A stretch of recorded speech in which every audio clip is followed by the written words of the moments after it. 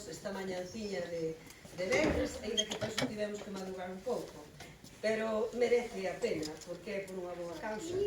Xa que estamos nesta xuntanza para honrar a Rosalía de Castro, unha das nosas escritoras máis relevantes, internacional e universal, eso xa o sabedes seguramente, da que o 23 de febreiro celebramos o 189 cumpleanos, que non é pouco, pero sigue xoven e vital e moi viva na súa obra. A pouco que leamos dela, vemos que sigue sendo todo moi actual.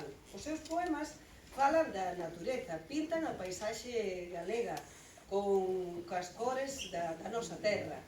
E tamén falan de amor, da morriña galega, que todos levamos dentro, pero tamén falan da inmigración, da xustiza social, da igualdade, que seguen formando parte do noso día na actualidade e siguen sendo unha loita. Bueno, Rosalía é a melodía, a cadencia, a musicalidade dos seus versos, pero tamén é unha persoa valente e loitadora, que foi, no seu tempo, a voz dos que non tiñan voz, nunha época na que era moi difícil para a muller escribir e publicar a súa obra, manifestar as súas inquedanzas públicamente.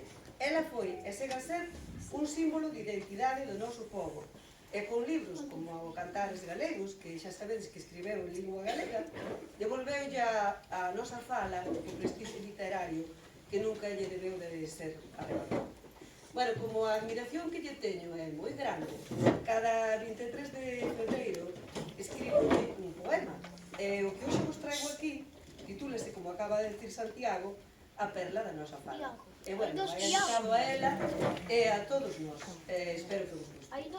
A perla da nosa fala.